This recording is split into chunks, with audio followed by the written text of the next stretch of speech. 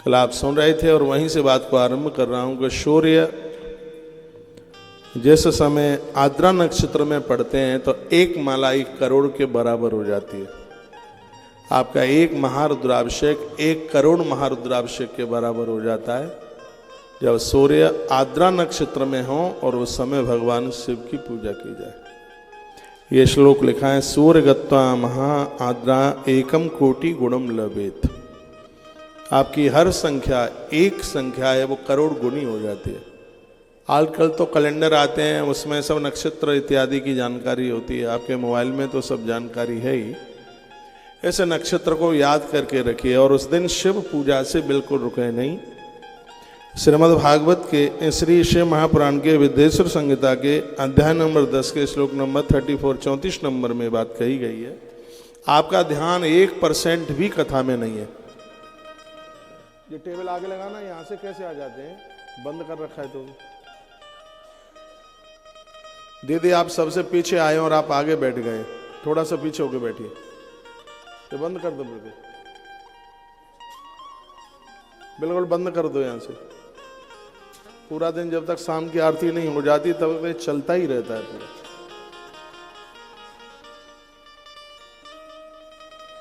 बोलिए शंकर भगवान की जय हो, श्री हनुमान जी महाराज की जय हो।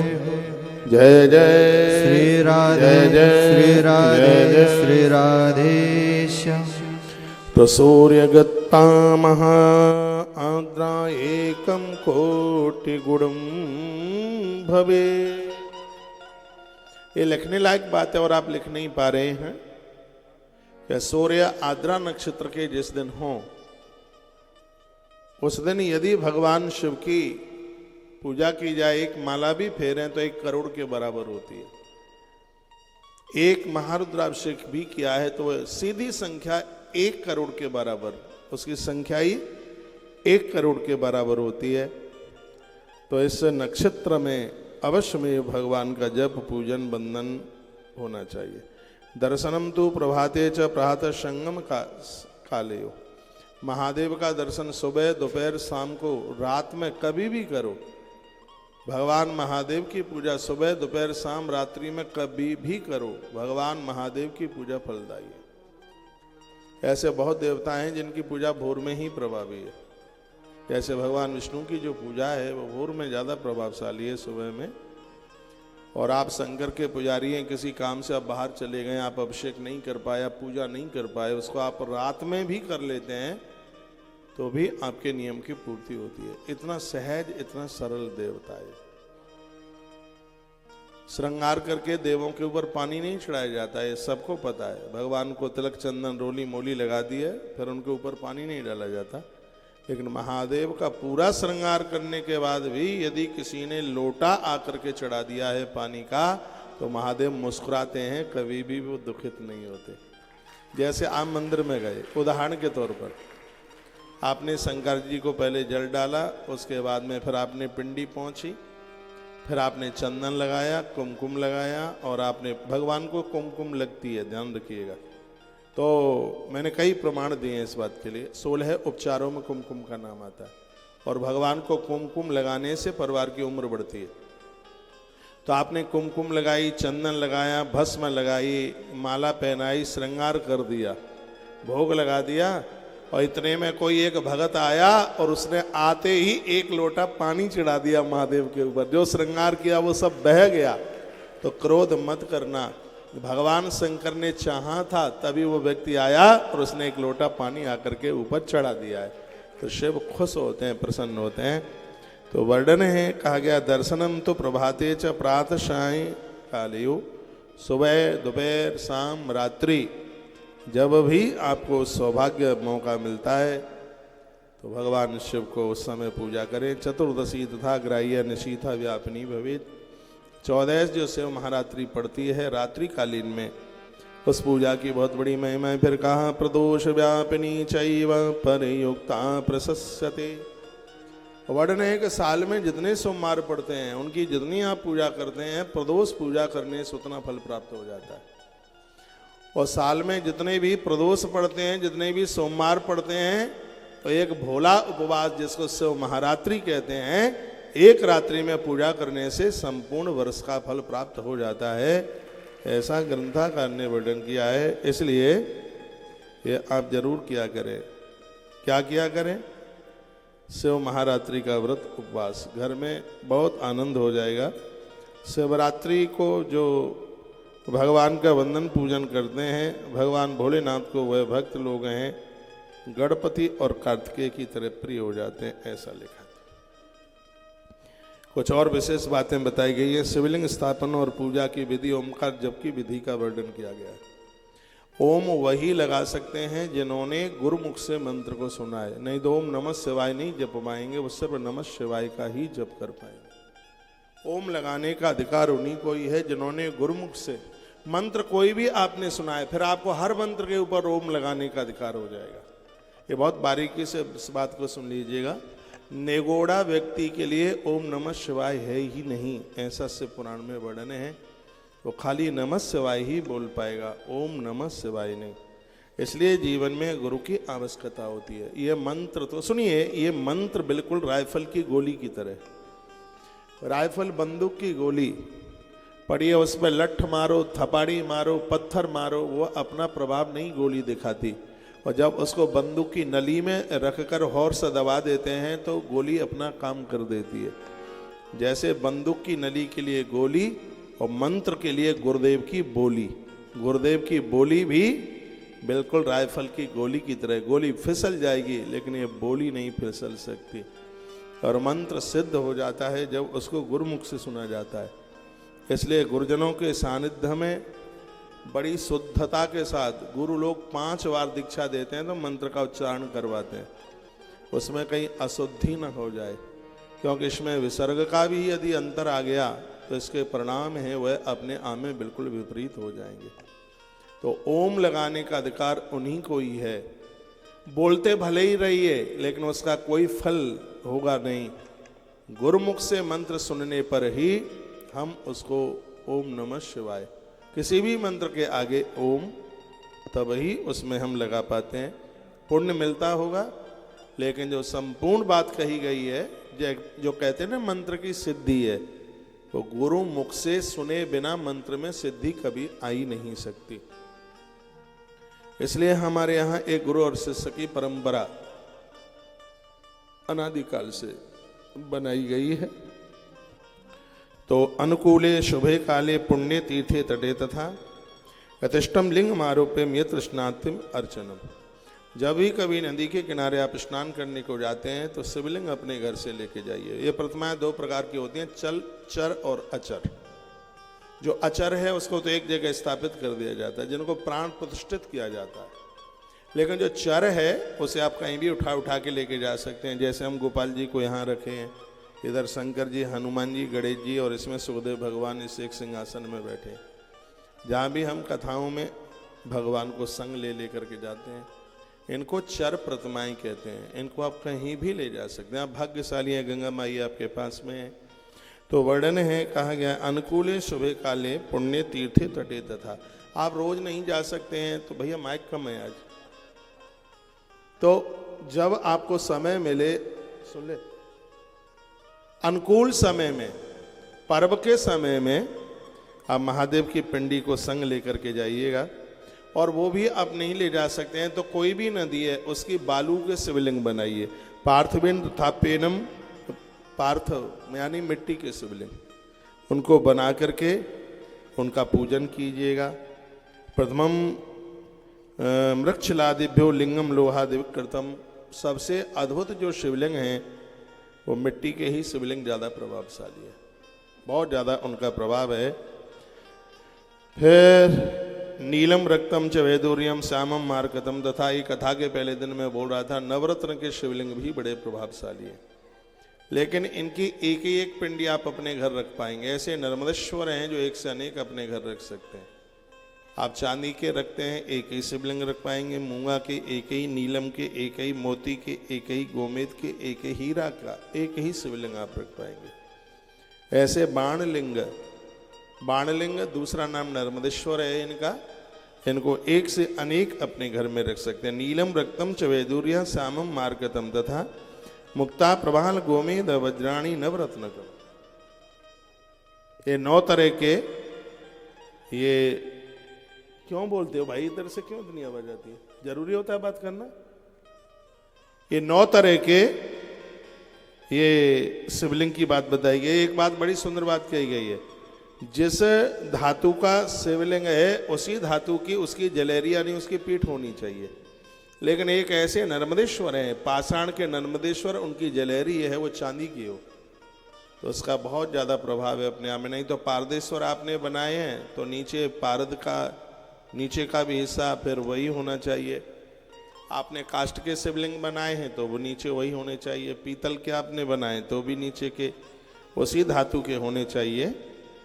लेकिन ऐसे भगवान प्रभु श्री नर्मदेश्वर हैं जिनके लिए कहा गया है कि इसमें आप रजत चांदी, इसके ऊपर से गिरा हुआ पानी पितृलोक तक हमारे पूर्वजों को जाकर के संतुष्ट करता है। इतनी बड़ी महिमा, ये बातें सब मैंने पूर्व में बोली हैं। आश्रम से बहुत शिवलिंग भक्तों को प्रदानित भी किए गए हैं, बहुत दिए हैं। 5-4 साल में मुझे लगता है लाखों घरों में शिवलिंग पहुंचाए होंगे आश्रम ने, इतना काम किया है। तो आपके घर में शिवलिंग है, थोड़ा थोड़ा पैसा बचा के एक 9-10 हज़ार रुपये की शिवलिंग की नीचे की जलेरी बन जाती है। अब थोड़ी चांदी महंगी हो गई है तो 1000-2000 और ज़्यादा बढ़ गया होगा। जब 60,000 के रेट में थी तब 9,500 में नीचे की जलेरी बन रही थी। अब मुझे पता नहीं है चांदी का रेट क्या है, तो कुछ बढ़ गया होगा। तो अपने शंकर जी का नाप दे करके और ये जलहरी आप बनवा लें।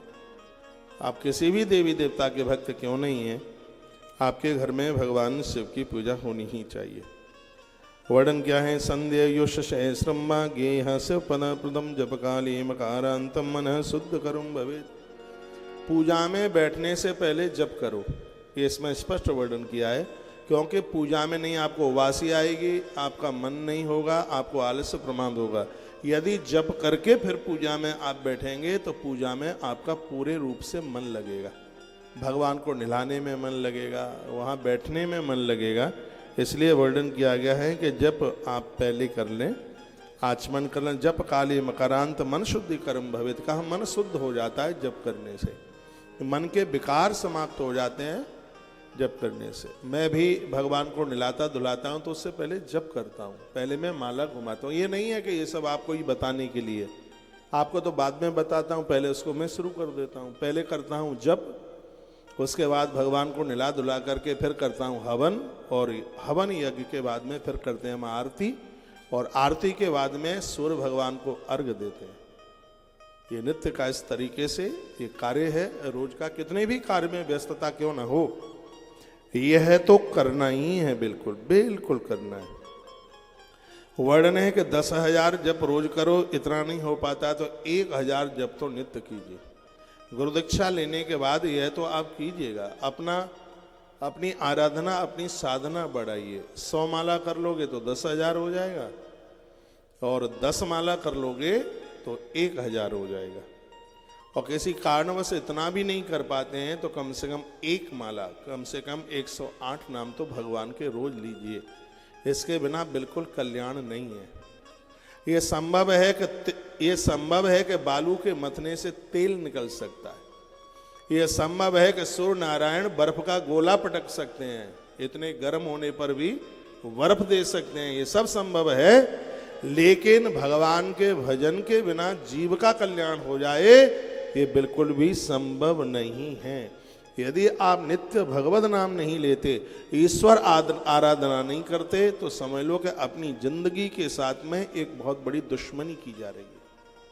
आप ये मत सोचिएगा वो तो कोई भजन करते ही नहीं, वो तो कोई भजन करते ही नहीं।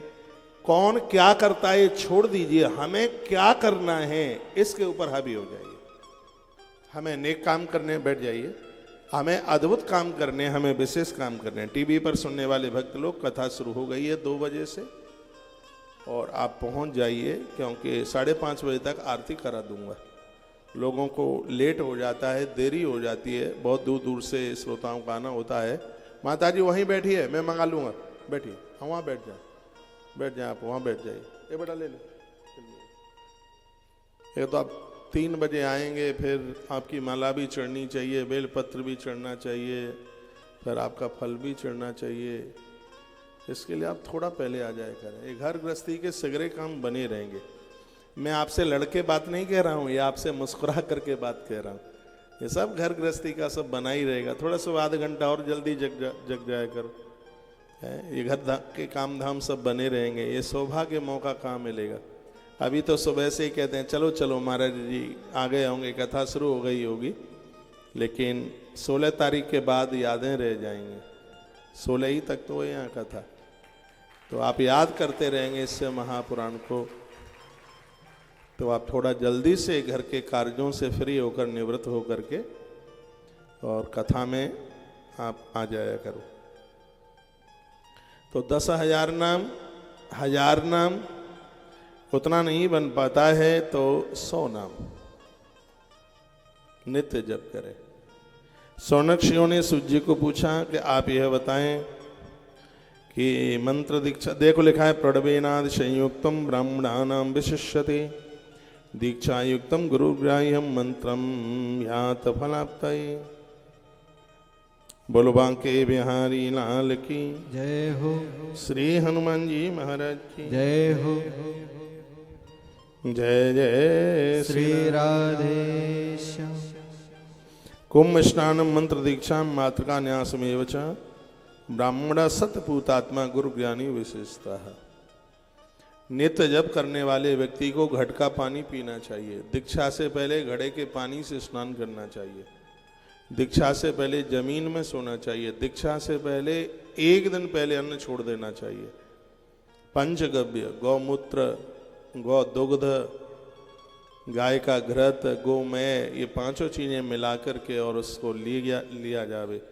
बहुत शुद्ध पवित्र होकर के धुले हुए वस्त्र पहनकर गुरु चरणों में जाकर के प्रार्थना करे, कहे कि हे प्रभु भगवत कृपा से ये सौभाग्य मिल गया है, आप हमें स्वीकार कर लें। हम जैसे तो आपके लिए बहुत हैं, हमारे लिए आप हैं। गुरु सदाचारी होना चाहिए, गुरु चरित्रवान होना चाहिए। मैं निवेदन करना चाहूँगा, चरित्रहीन गुरु को त्यागने में कोई दोष नहीं लगता। चरित्रहीन पति को त्यागने में कोई दोष नहीं लगता। चरित्रहीन पत्नी को त्यागने में कोई दोष नहीं लगता। चरित्रहीन पिता को त्यागने में भी कोई दोष नहीं लगता। चरित्रहीन साधु को त्यागने में 1% भी कोई दोष नहीं लगता, ऐसा हमारे ग्रंथों में लिखा।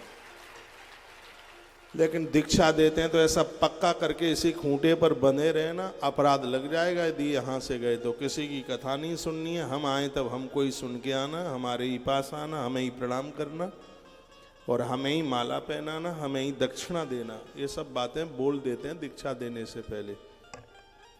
ऐसा कुछ भी नहीं है। जो भी कोई आता है आपके नगर शहर में, सबको दर्शन करने के लिए जाइए, सबकी कथा सुनने के लिए जाइए। वशिष्ठ के शिष्य हैं राम, लेकिन वो विश्वामित्र जी महाराज का आदर करते हैं, उनके साथ उन्होंने समय निकाला। ये संत तो सब गुरु ही होते हैं। सब साधुओं का आदर होना चाहिए, संत का सत्कार होना चाहिए। ऐसा नहीं होता कि अपने गुरु जी के गले में 5-5 माला डालें, किसी और का गुरु है और उसका अपराध कर दें, उसका अपमान कर दें। नहीं, कभी भी नहीं। अच्छे गुरु का जो शिष्य है वो सबका आदर करता है। आपके यहाँ जो भी कोई आवे, हाथ जोड़ करके न्योता दीजिए, कहिए गुरुवर आप हमारे यहाँ पधारिएगा। ऐसा बताते हैं कि जिस दिन घर में ननद आ जाए, जिस दिन घर में ननद का बेटा आ जाए, जिस दिन घर में बहन आ जाए, जिस दिन घर में बहन का बेटा आ जाए, जिस दिन घर में जामाता आ जाए, जिस दिन घर में गुरु आ जाए, उस दिन उस परिवार को गंगा सागर यात्रा करने का फल प्राप्त हो जाता है। ऐसा ब्रह्म पुराण के अंतर्गत लिखा है। भले ही आपने उनसे दीक्षा नहीं ली है, कोई भी है संत गुरु आपके यहां पधारे, यदि ऐसा हो गया है गुरुजन आया, आपको गंगा सागर की यात्रा का फल तत्काल प्राप्त हो गया। बहन के बेटे से पाम नहीं छुपाए जाते, वो मामा मामी के पाम नहीं छूता है, ये छूते हैं उनके। दामाद से भी पाम मत छुपाया करो, वो बड़ा पूज्य है, तुम्हारी बेटी से भी ज्यादा पूज्य है। जिसके पाम आपने मंडप में छुए हैं उससे पाम कैसे छुपाएंगे आप? हाँ। अब आप कहोगे जमाता तो बेटा होता है, तो मैं भी तो आपका बेटा हूं, नीचे आके मैं पाम छू लूं? आप नहीं छुपाएंगे क्योंकि आपने मेरे पाम छुए हैं इसलिए। तो दामाद के जामाता के कभी भी पाम नहीं उससे छुपाए जाते। बेटी का जो बहन का जो बेटा है, जो तुम्हें मामा या तुम्हें मामी कहता है, पुण्य क्षीण हो जाएंगे, उससे कभी पाम मन छुपाना। बहुत जगह लौकिक परंपराएं होती हैं और उनसे पाम छुपाते हैं। नहीं पता है तो व्यासपीठ से सुन लीजिए, मैं आपको कंफ्यूज नहीं करूंगा।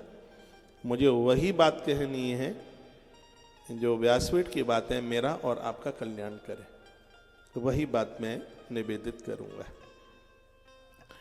तो मंत्र दीक्षा मात का न्यास में बचा ब्राह्मण सत्यपूतात्मा गुरु ज्ञानी विशेषते। ब्राह्मण को आप गुरु बना रहे हैं, वो भी सत्यवादी हो, पूतात्मा पवित्र हो, चरित्रवान हो, चरित्रहीनता ना हो। वो अपनी शिष्या को बेटी नहीं बेटी से ज्यादा माने, उसकी आंखों में कहीं किसी भी प्रकार की वासना ना हो। इसलिए तो हम कहते हैं कि बहुत प्रतीक्षा के साथ, बहुत इंतजार के साथ में गुरु दीक्षा, इसमें जल्दी नहीं होनी चाहिए। वैसे भी गांवों की कहावत है, पानी पीना छान कर और गुरु करना जानकर। आज दीक्षा के लिए जिनका कैलेंडर पर फोटो छपता है उनसे दीक्षा लेनी है, टीवी में बहुत आते हैं उनसे दीक्षा लेनी है, अखबार में जो बहुत आते हैं उनसे दीक्षा लेनी है, जिनसे बड़े लोग जुड़े हैं उनसे दीक्षा लेनी है। नहीं, बड़े लोग जुड़ने से कोई गुरु बड़ा नहीं होता। गुरु अपने संस्कार सत्कार्यों से बड़ा होता है, अपने चरित्र से बड़ा होता है। ऐसा ही गुरु, गोपाल जी, ऐसा ही गुरु हमारा कल्याण कर सकता है, जिसके प्रति शिष्य की श्रद्धा बनी रहे। वो तुमसे बात नहीं कर पाता, ये कोई दोष नहीं है। अरे आपकी साधना में शक्ति है तो रात्रि में स्वप्न में गुरु दिखाई देता है, आगे पीछे हर जगह वो गुरु दिखाई देता है। ये कोई दोष नहीं है वो तुमसे बात नहीं कर पाते हैं तो, ये दोष नहीं है तुम उनसे मिल नहीं पाते हैं तो, ये दोष है कि यदि हमारे ऊपर उनकी गलत दृष्टि है, ये दोष है। गुरुजनों से भी मिलने के लिए जाएं तो उनको संसार का लोथड़ा मत समझ लेना। कभी ये समाज भी बहुत गलतियां कर बैठता है, गुरुजनों को देखकर, महापुरुषों को देख करके भी माथे में बेकार आ जाते हैं। ये घटिया सोच ये कबाड़ा कर देगी, जिंदगी को खत्म कर देगी। वो बाहर से जो दिख रहे हैं वो नहीं है, वो अंदर कुछ और हैं। वो ददकती हुई आग की तरह है, वो बहती हुई नदी की तरह है, वो एक धरा की तरह है, वो प्याऊ अंबर आकाश की तरह है। उन्हें शरीर मत समझ लेना। ये गुरु एक तत्व है, धरती का देवता है, धरती का भगवान है। ईश्वर ने ही अपनी सत्ता से इसको प्रकट किया है इस धरती के जीवों के कल्याण के लिए। वो किसी जाति बिरादरी का, वो किसी मनुष्य मात्र का अपमान नहीं करता। उसके द्वारा सबको आदर मिलता है, उसके द्वारा सबको सम्मान मिलता है। गुरु वह है जिसके दरबारे पर अमीर और गरीब एक पंगत में बैठ के भोजन करते हैं, एक पंगत में बैठ करके जल पीते हैं। वो गुरु है, तो गुरु है। ऐसा गुरु जीवन में चाहिए और ऐसा गुरु ही हमारा कल्याण करता है, जो कभी किसी को जाति नहीं पूछता, तो सबके लिए एक रस है, सम रस है सबके लिए, वो गुरु है। ऐसा गुरु जो कि हमारा कल्याण करता है। देखो वही बात लिखी है, ब्राह्मण सत्यपूतात्मा। ब्राह्मण है बहुत बड़ी बात है, आज मिलते नहीं है, लेकिन ब्राह्मण भी जाति से भी चरित्र से भी तो वो ब्राह्मण होना चाहिए, खुरापाती नहीं। हाँ, वो चरित्र से भी ब्राह्मण, संस्कारों से भी वह ब्राह्मण। गुरु ज्ञानी विशिष्यते, उसके पास में ज्ञान हो, उसके पास भक्ति हो, उसके पास वैराग्य हो। नहीं तो कहा जाता है, लोभी गुरु लालची चेला, होई नरक में ठेलम ठेला, होई नरक में ठेलम ठेला। गुरु को ऐसा चाहिए शिष्य से कछु नहीं ले, शिष्य को ऐसा चाहिए कि गुरु को सब कछु दे। हर ही शेष धन सो कन हर ही, सो गुरु घोर नरक में पर। जो सिर्फ उसे शिष्य का धन नहीं, गुरु उनके कल्याण के लिए आता है। मैं बहुत हृदय से व्यासपीठ पर बैठ करके बात निवेदन कर रहा हूं और हृदय खोलकर बड़ी भावुकता के साथ ये बात कर रहा हूं। आपको मैं रोजाना प्रातः भगवान की पूजा में से मैं उठता हूं तो परमात्मा को प्रार्थना करता हूं, कहता हूं हे प्रभु, ये देहली पर जितना भी जन समूह जुड़ा है उन सबका आप कल्याण करना, मेरी पूजा आराधना साधना जो भी कुछ है उनकी झोली में डाल दो। चेक पर सिग्नेचर करके पैसा दूसरे खाते में ट्रांसफर हो जाता है, तो संकल्प करके मेरी पूजा आपके खाते में क्यों नहीं जाएगी? पक्की जाएगी, अवश्य में जाएगी, क्यों नहीं जाएगी? तो संकल्प तो ये समझ लीजिएगा कि चेक के ऊपर हस्ताक्षर सिग्नेचर करने की तरह। अम्बरीश राजा का नाम आपने सुना होगा, बहुत अद्भुत राजा हुए, एकादशी सिद्ध थी उन्हें। राजा अम्बरीश अवध में हुए थे, सुदर्शन चक्र उनके दरवाजे पर रक्षा करता था। तो दुर्वासा जी, दुर्वासा जी की तो कथा आपने सब सुनी ही है। उन्होंने इनको समाप्त करने के लिए एक जटा में से कृत्या तैयार कर दी थी, लेकिन वो दुर्वासा का कुछ बिगाड़ नहीं पाए, चक्र उनके पीछे लग लिया। जब अम्बरीश जी ने अपना जीवन छोड़ा तो वो भगवान के धाम गए। तो भगवान नारायण ने कहा, राजन हम अति प्रसन्न हैं, कुछ मांगोगे तुम? मांगना चाहो तो मांग लो। अम्बरीश ने कहा आप दे देंगे? हाँ बिल्कुल। तो मैं नरक देखना चाहता हूं, मुझे नरक दिखा दो। अम्बरीश राजा ने कहा मैं नरक देखना चाहता हूं, मैंने सुना है नरक में लोग बहुत दिक्कत में परेशान होते हैं और ऐसा नरक है, 28 तरह के नरक हैं, मैं नरक देखना चाहता हूं, आप हमें नरक दिखा दीजिए। भगवान ने कहा यहाँ आने वाला नरक कहाँ देखता है? तो कहा तो फिर आपने हमें मांगने को क्यों बोला? हमने मांग लिया, अब हमें दिखाओ नरक। तो भगवान ने यमराज को बुलाया और कहा कि ये मेरा भक्त है, ये तुम्हारे नरक देखना चाहता है, इसको नरक दिखा के लाओ। तो यमराज उसको लेकर के गए। क्या अद्भुत कथा है। यमराज लेकर के गए तो वर्णन है कि वहां जैसे लोग चीख रहे थे, रुदन कर रहे थे, अम्बरीश ने कहा जिंदगी भर मैंने जो एकादशी के व्रत किए हैं वो संपूर्ण जो उसका फल है वो इन नरक भोगने वालों को मिल जाए। और जैसे ही कहा वरुण जी प्रकट हुए और सबको बिठा बिठा करके सबको भगवान नारायण के लोक में पहुंचा दिया। उन्होंने संकल्प करके अपनी एकादशी दे दी।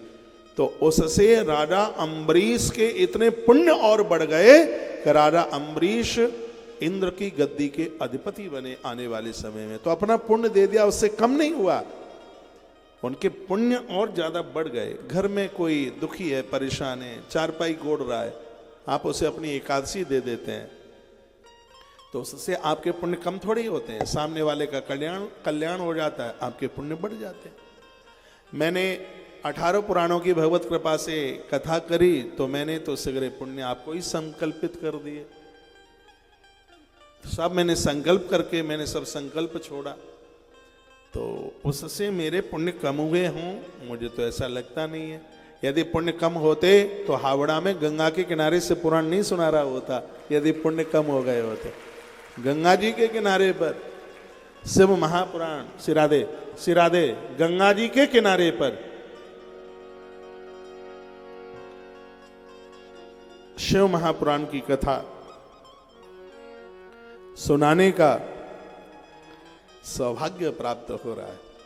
हे भगवान, मैं आपसे प्रार्थना करता हूं और संकल्प करके कह रहा हूं 2023 में यदि मुझसे कुछ भी अच्छा हुआ हो, जो बुरा हुआ है वो मेरे लिए, जो भी हमसे कुछ अच्छा हुआ है सब भक्तों की झोली में डाल दीजिए। प्रभु आपसे प्रार्थना है, आप इन्हें स्वस्थता दें, इन्हें आप आनंद दें। मैंने तो कर दिया सिग्नेचर पर, मैंने तो कर दिया चेक के ऊपर हस्ताक्षर, इसको तो ट्रांसफर होना ही है, पक्का होना। बोलो बांके बिहारी लाल की जय हो, श्री हनुमान जी महाराज की जय हो। तो ऐसे कोई महापुरुष मिल जाएं तो अयुतम च सहस्रम च शतमेकम बिना भवित, शतमेकम 100, सहस्रम 1000, आयो तो 10,000, कम समय है तो कम से कम 100 नाम 1 माला, थोड़ा और ज्यादा टाइम है तो 10 माला यानी 1000 नाम, और ज्यादा टाइम है आपके पास तो 100 माला यानी 10,000 नाम भगवान के लीजिए, आनंद हो जाएगा, जीवन का कल्याण हो जाएगा, जिंदगी अद्भुत हो जाएगी। 10 बजे के बाद आपका पति ऑफिस जाता है, बेटा इधर उधर ऑफिस पढ़ाई लिखाई में चले ही जाते हैं, आपको भी 3-4 घंटे का टाइम मिल जाता है। 1-2 बजे से लेकर 4 बजे तक आप बेले होते हैं, आप खाली होते हैं, उस समय अच्छी सी कथाएं सुनिए, कथा पढ़िए, बैठ के जप कीजिए, कथा भी सुन सकते हैं, जप भी कर सकते हैं। हमने उस समय उन माताओं को देखा था, वो काम भी करती रहती थी, स्वेटर भी बुनती रहती थी। अब तो स्वेटर नहीं बुना जाता है, लेकिन वो काम भी करती रहती हैं, स्वेटर भी बुनती रहती है। हाँ, कथा भी सुनते रहिए, जब भी करते रहिए, इसको कम मत कीजिए, ये इसको थोड़ा बढ़ाइए। ध्रुव को जब के प्रभाव से छोटी उम्र में भगवान मिल गए। बच्चों को पास बिठाएं, बच्चों को ये संस्कार दें, अभी अबोध बच्चे हैं, इस पर जो सिग्नेचर कर दोगे वही छप जाएगा।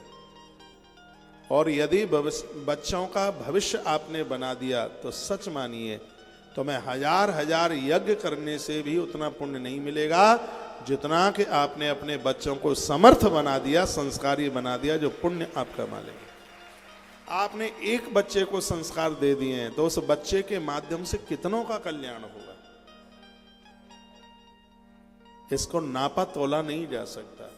वो तो अपने जीवन में खुश रहेंगे ही, लेकिन उनके परवेश में आने वाले लोग कितने कल्याण में हो जाएंगे, तो इसका पुण्य किसको मिलेगा? इसका पुण्य आपको मिलेगा। और मैं खोले तो थोड़ा सा टाइम निकालकर बच्चों के पास बैठिए, अच्छी कहानियां सुनाइए, अच्छी बातें सुनाइए, एक लोटा भर के दे दो उन्हें अर्घ देने के लिए। आपको सब जानकारी है, मैंने आपको बता दिया कि अर्घ में क्या क्या डालते हैं, सूर्य भगवान को अर्घ देते हैं, उसमें बच्चों के हाथ में दे दो। छोटे बच्चे हैं, आपकी बात मानेंगे, मेरी बात मानते हैं, आपकी क्यों नहीं मानेंगे?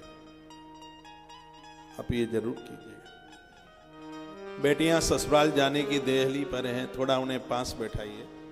बेटी जॉब करती है, इसको महीना 2 महीने पहले बुला लो, अब इसको थोड़ा घर का अभ्यास करो। सीधे 3 दिन पहले आएगी, वो ससुराल को एडजस्ट नहीं कर पाएगी, मान लो मेरी बात। उसको महीना 2-3 महीना पहले बुलाइए, घर के वातावरण में, उस माहौल में उसको ढालिए। उसे दूसरे घर में जाना है, उसको बताइए, उसको समझाइए। उसके वस्त्र भी थोड़ा, अब तो जो वो दूसरे तरह की वो पोशाक पहनती है, घर में थोड़ा उसको अभ्यास कराइए। नहीं तो एकदम जीन्स के बाद में सीधा लहंगा फरिया तो उसको बड़ी दिक्कत परेशानी होगी। हाँ, तो थोड़ा सा तो उसको अभ्यास तो कराइए, थोड़ा चूल्हा चौके का भी काम कराइए, थोड़ा सा तो उसको गृहिणी बनने का कुछ तो आप उसको सिखाएं। नहीं तो फिर गालियां तुमको ही मिलेंगी, तेरी मैयों ने तुझे यही सिखाया है क्या है? अब दूसरे घर में जा रही है, खूब नौकरी बेटी ने करी है, अब फिर वो जो कराएं सो करती रहे, लेकिन आप अपने संस्कारों में कमी मत छोड़िए। उसकी शादी से 3-4 महीना पहले उसको बुला लीजिए अपने पास और उसको समझाना है। पार्वती भी देखिए ससुराल जाती है तो उसकी माता मैना आंख में आंसू आ गए थे, और क्या बोली जानती हो? आप बता नहीं पाते हैं। करहूं सदा शंकर पद पूजा, करहूं सदा शंकर पद पूजा, नारी धर्म पति देव न दूजा, नारी धर्म पति देव न दूजा, करहु सदा कर पद पूजा, नारी धर्म पति देव न दूजा।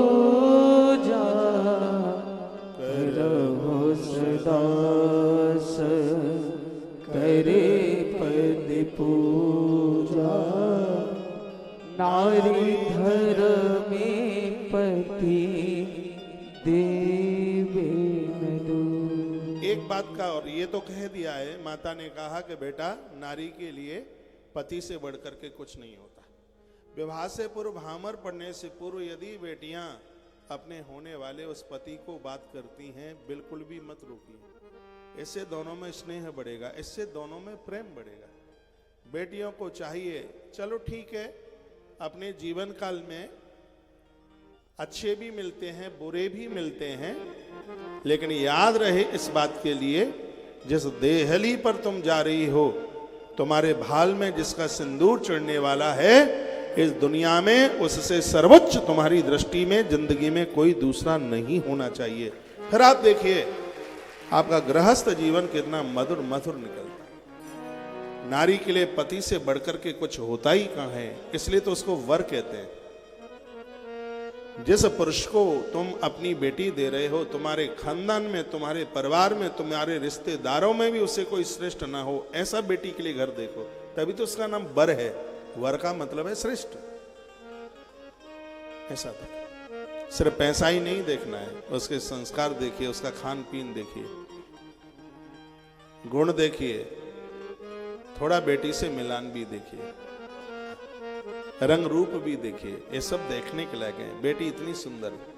आज बेटियों ने अपने मन मुताबिक वर पसंद करना शुरू किया है। इसमें समाज की भी एक बहुत बड़ी कमी और लापरवाही रही है। ये कमी रही है। पहले के समय में वर और वधू की उम्र में 15-15 साल का अंतर हो जाता था। ये बिल्कुल भी ठीक नहीं था। अरे 20-20 साल के अंतर हो गए थे।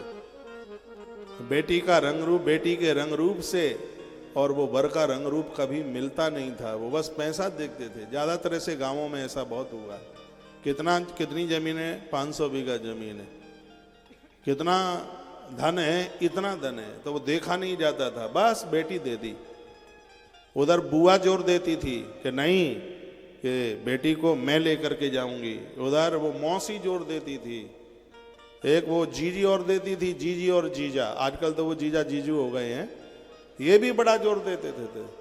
तो बेटियों के ऊपर दबाव बना करके जो बेटियों के साथ में जो एक अन्याय हुआ, और उसके परिणाम आज भोगने पड़ रहे। आज भी अच्छे संस्कारी परिवारों की बेटियां हैं, वो अपने मन मुताबिक कोई वर चयन नहीं करती। माता जानकी भी राम जी की तरफ माला लेकर के तब पहुंची है जब मां का आदेश था।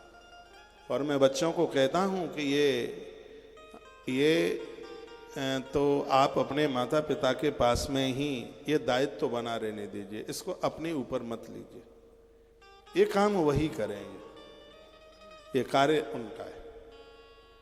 तो बच्चों को ये संस्कार देना तो आपका ही धर्म बनता है, आपका ही कर्तव्य बनता है। थोड़ा बच्चों को ज़्यादा टोका टाकी, तो ऐसी है, फलाना है, ढिकाना है, इससे बच्चे टूट जाते हैं। उनको समझा करके, पुचकार करके, गोद में बिठाकर, ये जितना समझा करके मानेंगे, ये पिटाई से नहीं मानेंगे। उनको समझाइए, पहले से ध्यान रखिए, उन्हें समझाइए। ये सत्संग आत्मा की खुराक है। सत्संग की ताकत होती है तो बच्चे गलत राह पर पांव रखते ही नहीं है। ये कौन देगा? ये आप देंगे, ये आपको देना है।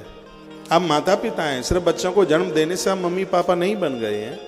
पेड़ गाड़ दिया, इतने से पेड़ लग जाए नहीं, उसकी निराई गुड़ाई करनी होती है, उसमें पानी और खाद देना पड़ता है। ये पेड़ तब ऊपर जाता है। ये नहीं कि बस गाड़ दिया कि पेड़ लग गया, कि बच्चों को जन्म दे दिया और बच्चों की परवरिश हो गई। नहीं, इनके लिए आपको 10 साल और निकालने होंगे, और यह आपकी जिम्मेवारी है, आपकी जवाबदारी है। माता मदालसा, कपिल पुराण में मैंने चरित्र आपको मैया मदालसा का चरित्र सुनाया। मैया ने कहा था, शुद्धोसी निरंजनोसी बुद्धोसी, जिन्होंने मेरी कोख से जन्म लिया है उनका जीवन बिगड़ने नहीं दूंगी। ये माता मदालसा का संकल्प था। धन्य है वो माता अंजनी जिसने हनुमान जी को गढ़ दिया। ये माताएं तो बहुत वंदनीय है, बहुत प्रणाम करने को लायक। आज बच्चे आपकी बात नहीं मानते। क्यों नहीं मानते? आप बहुत डरते हैं, आप बहुत भयभीत होते हैं। आपका इतना जोर बच्चों के ऊपर क्यों नहीं रहा? आप सोचिए, आप विचारिए। छोटे बच्चे आपकी बात मानेंगे, फिर वो बड़े होंगे वो आपकी हाथ मुट्ठी के बाहर चले जाएंगे। उनको अपने घर के इतिहास बताइए, उन्हें अपने पूर्वजों की महिमा बताइए, बस समय तो आपके पास भी तो नहीं था। और बच्चे वह करते हैं जो बच्चे घर में देखते हैं। जिनके माता पिता ने अपनी मनमर्जी से शादी की होगी, तो क्या बच्चों के ऊपर कहने का कोई असर पड़ेगा? पापा शराब पीता हो, बेटे को कहे बेटा सिगरेट नहीं पीते हैं, तो असर पड़ेगा क्या? मैं आपको कह दूं कि चाय मत पीना, और सुबह आप मुझे आकर के लीटर भर के चाय पीते हुए देखें, आपके अंदर हमारे प्रति अश्रद्धा हो जाए। हम दूसरे को तभी सुधार संभाल सकते हैं जब वो कमियां हमारे अंदर ना हो। मैं प्रसंग में चल रहा हूं कि आप पूजा पाठ में बैठते हैं तो बच्चों को भी संग लीजिए। तीर्थ यात्रा जाते हैं, बच्चों को भी संग लीजिए। गुरुजनों से मिलने के लिए जाते हैं, बच्चों को संग लेकर के चलिए। वैसे भी मैं बोलता रहता हूं कि बचपन में माँ, जवानी में महात्मा और बुढ़ापे में परमात्मा, ये जीवन के तीनों सहायक हैं। बचपन में माँ चाहिए, जवानी में महात्मा चाहिए। इस देश के जितने भी जवान हैं साधुओं से जुड़ जाएं, मैं गारंटी के साथ कह सकता हूं युवा भटकेगा नहीं। महापुरुषों के पास में वो सूत्र है कि इनकी जिंदगी बिखरेगी नहीं। कम धन होने पर भी ये खुशियों के साथ जीवन जिए, पतन नहीं होगा। उनको वो आत्मा की खुराक मिल ही नहीं रही है, इतने टेंशन में जी रहे हैं, रात रात भर सोते नहीं है, नींद आती नहीं है, फिर शराब पीते हैं। बीमारियां बढ़ रही हैं, रोगों ने घेर लिया है, टेंशन इतना हो रहा है क्योंकि आत्मा को खुराक नहीं मिल रही। जैसे बॉडी को खुराक की आवश्यकता है, उस प्रकार से आत्मा को भी तो खुराक की जरूरत है। और सत्संग आत्मा की खुराक है, अच्छे विचार आत्मा की खुराक है। जितने भी मुझे युवा भाई बहन सुन पा रहे हैं, मैं उन सबको कहना चाहूंगा कि भोर का समय इतना बढ़िया है, खुली छत का दर्शन कीजिए। खुली छत क्या है? अंबर आकाश है। थोड़ा सा घूमिएगा, थोड़ा अच्छा सा संगीत सुनिए। स्नान करने के बाद एक दिया जला करके थोड़ी देर सुकून से भगवान के आगे बैठिए। हल्का सा कुछ खाइए। सुबह खाओ तो बच्चों जैसा हो, दोपहर में हो तो राजाओं जैसा, और शाम को खाओ तो मरीजों जैसा। इसलिए सुबह के नाश्ते को बाल भोग कहते हैं। आपकी अंग्रेजी में क्या बोलेंगे उसको? है ब्रेकफास्ट, नाश्ता। हाँ, दोपहर को क्या बोलते हैं? लंच। हाँ, ये दोपहर का भोजन है वो राजा महाराजाओं जैसा। इससे कोई गरीबी, इससे कोई कमी थोड़ी आती है। एक कटोरी दही रख लेते हैं आप, उसमें थोड़ी सी आप छाछ रख लेते हैं, थोड़ी मूली सलाद रख लेते हैं, थोड़ा सा अचार रख लेते हैं। अचार दोपहर में फायदा करता है। तो दोपहर का जो भोजन है वो भले हैवी हो, और भोजन के बाद 10 मिनट विश्राम कीजिएगा। भोजन के बाद थोड़ा सा आप दोपहर में, शाम को हमारे यहाँ उसको बयारू कहते हैं, नाम तो इसका था बीमारू, लेकिन शब्द अच्छा नहीं लग रहा था तो उसको बदल के बयारू कर दिया। यानी जो वृद्धों का, बीमार लोगों का भोजन होता है शाम का, ऐसा होना चाहिए। शाम को तला हुआ मत खाया करो, पूड़ी बूड़ियाँ शाम को नहीं, गोभी मत खाया करो रात को, उड़द की दाल मत खाओ शाम को, अरबी मत खाओ शाम को। जो गरिष्ठ है, जो तला हुआ, जो भारी है, वो शाम को नहीं। शाम के समय तो बिल्कुल हल्का सा होना चाहिए। अब फुल्का भी खाएं, मूंग की दाल से खा लें उसको। ये जितनी भी सब्जियां हैं दोपहर में ज्यादा फायदा करती हैं। दोपहर में जितने भी रस हैं वो सुबह के समय खूब फायदा करते हैं। तो ये तो आप आयुर्वेद में एक किताब है घर का वैद, आपके हाथ लग जाए, मैंने पूरी पढ़ी है, यो कई बार पढ़ी है। घर का वैद एक छोटी आती है, एक इतनी मोटी और आती है उसमें, तो उसको आप पढ़ लीजिए। उसमें हर चीज की बात, खान पीन, क्या खाएं क्या ना खाएं। आप चाहें तो 1 रुपया आपका दवाई पर खर्च नहीं हो सकता, 1 रुपया नहीं जाएगा। यदि आप ये सोच लें कि हमें थोड़ा जीवन ठीक से जीना है। आटा ऐसा यूज कीजिए जिसको छानने पर भूसी निकलती हो। आजकल वो पॉली पैक आता है, इतना चिकना, बिल्कुल मैदा की तरह, जो आंतों से लिपटता है और ब्लॉकेज हो जाते हैं, हार्ट अटैक की पोजीशन बन जाती है। आटा थोड़ा मोटा हो, उसको खुद पिसवा लें, उसमें थोड़ा जौ ज्वार डालें, चना वगैरह, बाजरा वगैरह, 5-7 चीज़ों को मिला के थोड़ी मेथी और डाल लीजिए उसमें। ऐसे आटे की चपाती बना करके आप, और तवे पर ही रोटी चूल्हे तक नहीं पहुंचती है तो ऐसी रोटी बहुत खतरनाक है, भारी डेंजर है, उसको आग के ऊपर जरूर सेकिएगा। ऐसा भोजन, ऐसा प्रसाद आप लें। मुझे आगे के लिए निकलना है, यात्रा आज की बहुत लंबी है। पुण्य क्षेत्रे स्थिता वापी कूपांतम पुष्कराणि च। पुण्य क्षेत्र, तीर्थों का जल भगवान को स्नान कराने में बहुत ज्यादा प्रभावी है। सबके घर में तीर्थों का जल हो, गंगा जी, यमुना जी, जो भी कोई है, तीर्थ जल सबके घर में हो। यदि कहीं ऐसी व्यवस्था है, कूपाध्यम, कुएं के पानी को बहुत शुद्ध माना गया, झरने के पानी को बहुत शुद्ध माना गया, और यदि ऐसा जल मिल जाता है तो वो बहुत ज्यादा बढ़िया है। कहा गया सर्व पाप विनिर्मुक्ता सद्य से पदम लभित। तीर्थों में पहुंच करके आप सप्तरात्रम, इधर बैठ, दूर नहीं बैठा एकदम, इधर आ, इधर आ, इधर।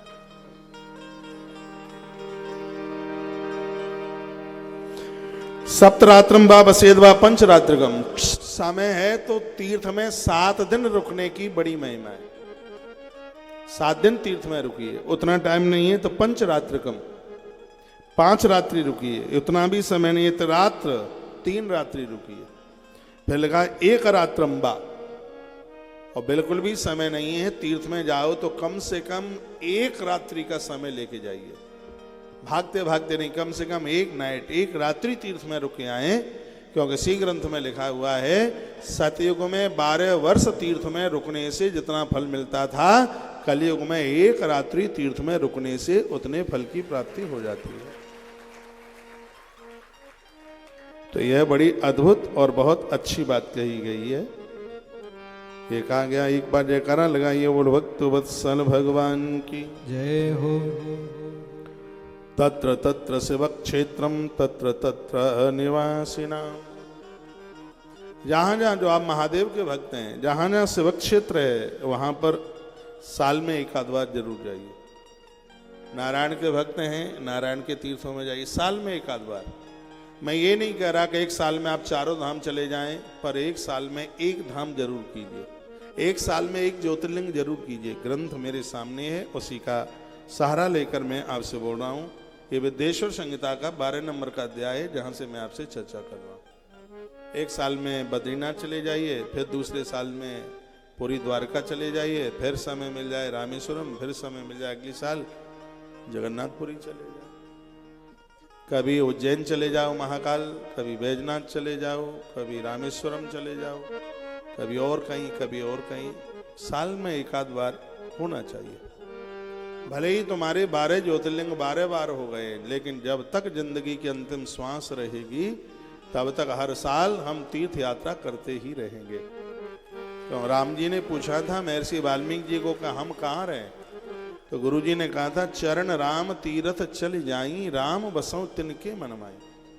हे राम, जिनके चरण तीर्थ यात्रा के लिए निकलते हैं, आप अयोध्या रहना भले ही भूल जाना, लेकिन उन लोगों के हृदय में रहना आप कभी भी मत भूलना। ये उन्होंने कहा। मेरे प्रभु राम बहुत धार्मिक है। राम जी पूजा में बैठते हैं पीली धोती पहन करके।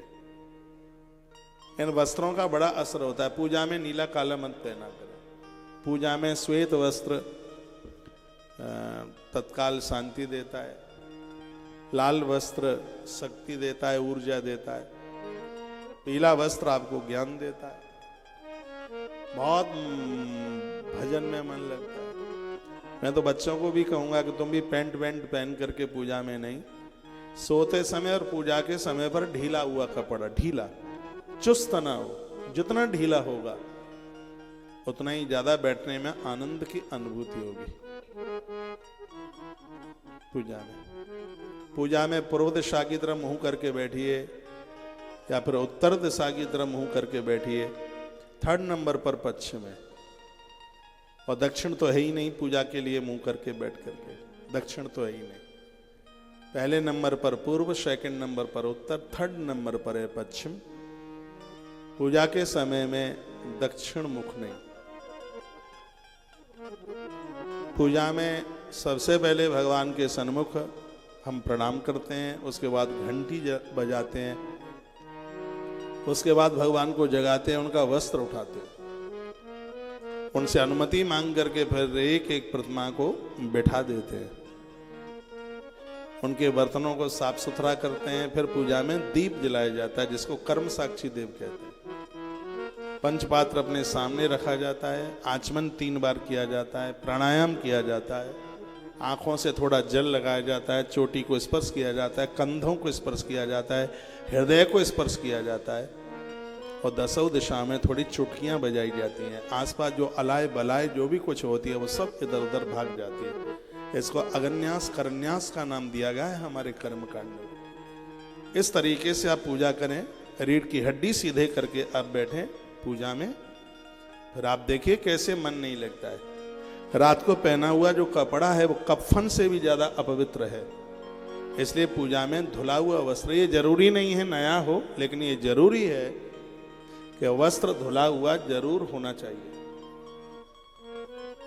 इस तरीके से आप पूजा कीजिए। पूजा में फूल पत्तियों का होना जरूरी है।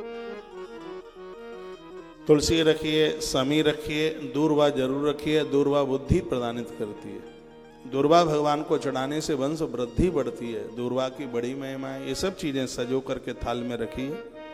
पंचामृत, पद्म पुराण में पंचामृत की बड़ी महिमा है। दूध से वंश वृद्धि बढ़ती है, दही से सम्मान बढ़ता है, घी से लक्ष्मी बढ़ती है, शहद से दुश्मन भी अपना हो जाता है, चीनी से नास्तिकता खत्म हो जाती है, गंगा जल भक्ति दे देता है, रोली परिवार की आयु बढ़ाती है, चंदन धन बढ़ाता है, अक्षत चावल है किसी की अकाल मृत्यु नहीं होने देता।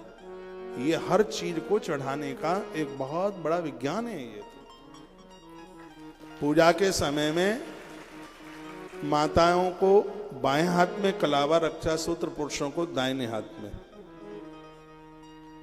और बच्चों को, बेटियों को दाहिने हाथ में विवाह से पहले, विवाह के बाद बाएं हाथ में। सबके हाथ में इसको रक्षा सूत्र बोलते हैं। ये इससे हमारा रक्षण होता है। भगवान को स्नान के बाद सूती वस्त्र से पहुंचिए, फिर उनको कलावा बांधिए,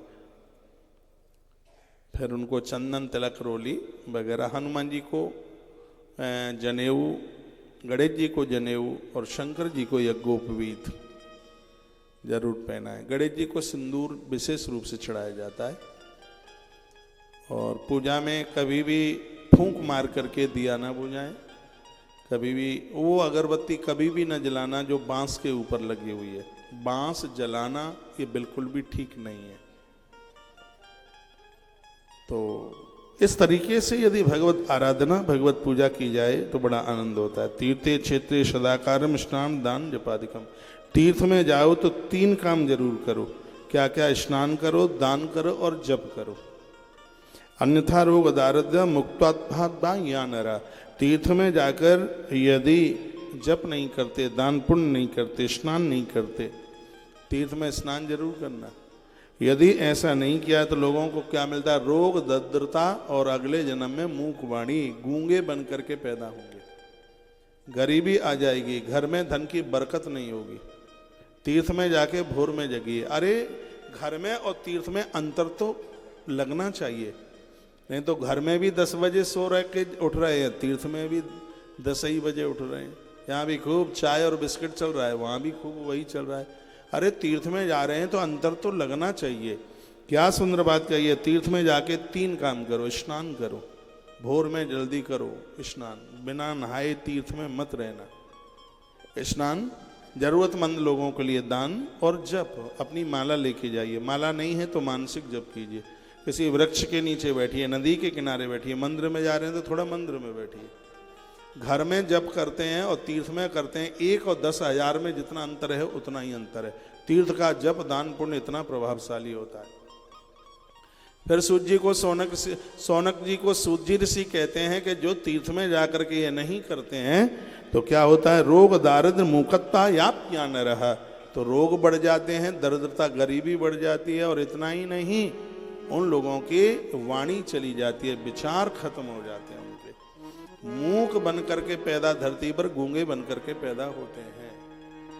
जो बोलते नहीं है गूंगा उसी को ही नहीं कहते। इस ग्रंथ में लिखा है जो अच्छे वचन न बोल पाए वो गूंगा है, उसको तो वाणी ही नहीं है उसको तो। इसलिए यहां तीर्थ की महिमा का बहुत भारी वर्णन किया गया। क्षेत्रे पापश्च कर्णम दृढ़म भवति भूषुरा। भले ही वो ब्राह्मण क्यों नहीं है, वो भी यदि तीर्थ क्षेत्र में पाप अपराध करेगा उसके दंड से वह भी नहीं बच सकता। दुनिया का किया गया पाप तीर्थ के पुण्यों से कट जाता है, और तीर्थ में किया गया अपराध फिर दुनिया में कहीं कटने वाला नहीं है। इसलिए तीर्थ में अपराध ना हो जाए। आज तीर्थों में भारी अपराध हो जाते हैं। ये कहने में मुझे शर्म लगती है, 1 जनवरी को तीर्थों में भी आप शराब के 5 बोतलें गिन नहीं पाएंगे। ये स्थिति हो जाती, ये स्थिति हो रही है। इतना कुकर्म, इतना अन्याय, इतना अपराध। क्योंकि तीर्थों में भी तो आजकल व्यापार का साधन हो गया है ना। धर्मशालाएं तो बन नहीं रही हैं, तीर्थों में होटल बन रहे हैं, और होटल में तो सब अपने मन मुताबिक चल रहा है होटल। और मैंने बहुत बार कहा है, साधु का संग इसलिए करें कि तीर्थों में जहां तक बने गुरुजनों के आश्रमों में रहे, वहां का वातावरण पवित्र है, वहां की जो ऊर्जा है वो अपने आप में बहुत पवित्र है। और तीर्थों में भी जाकर के यदि होटल में ही रुकेंगे तो फिर कलकत्ता और वृंदावन में अंतर ही क्या रहा। वासना की दुर्गंध से बचे। तीर्थों में तो लोग अपने कल्याण के लिए जाते हैं। तीर्थ तारने का नाम है। ऐसी नौका है तीर्थ जो हमें तार देती है।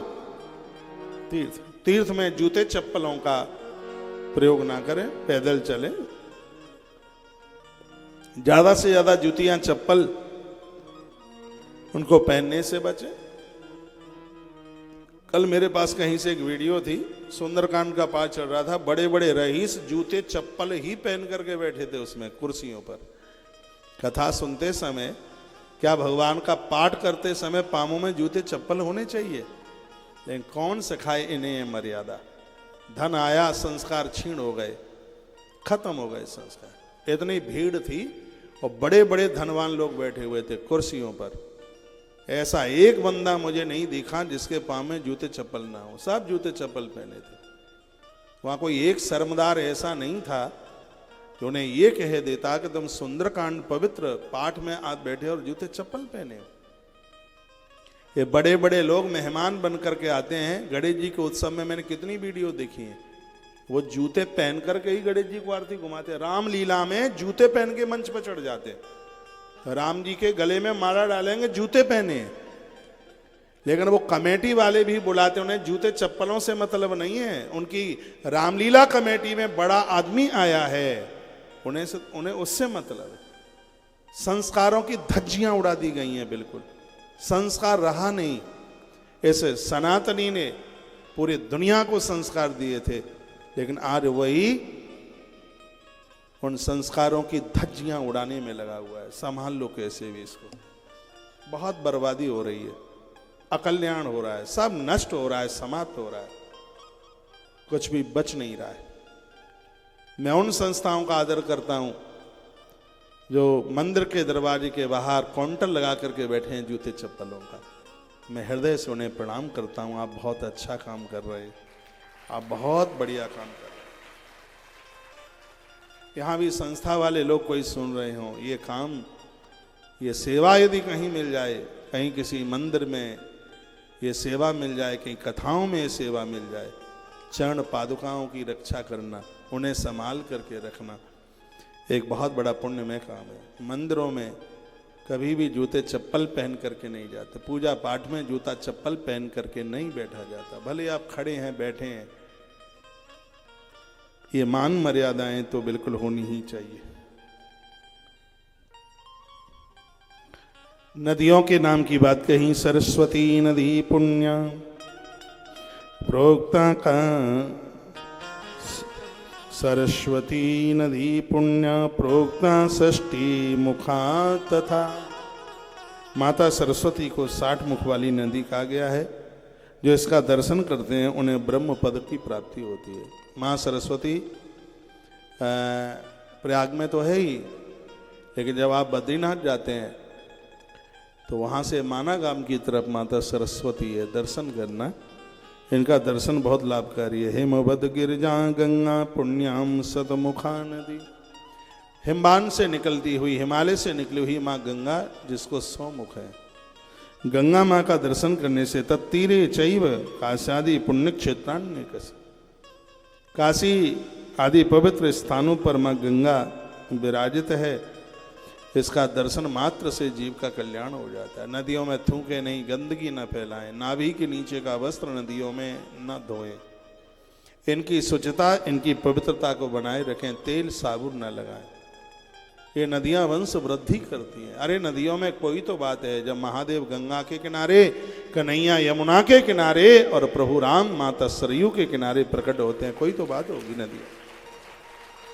नदियों की स्वच्छता, नदियों की पवित्रता हम बना करके रखें। चतुर्विंश मुखाम पुण्याम नर्मदा च महानदी।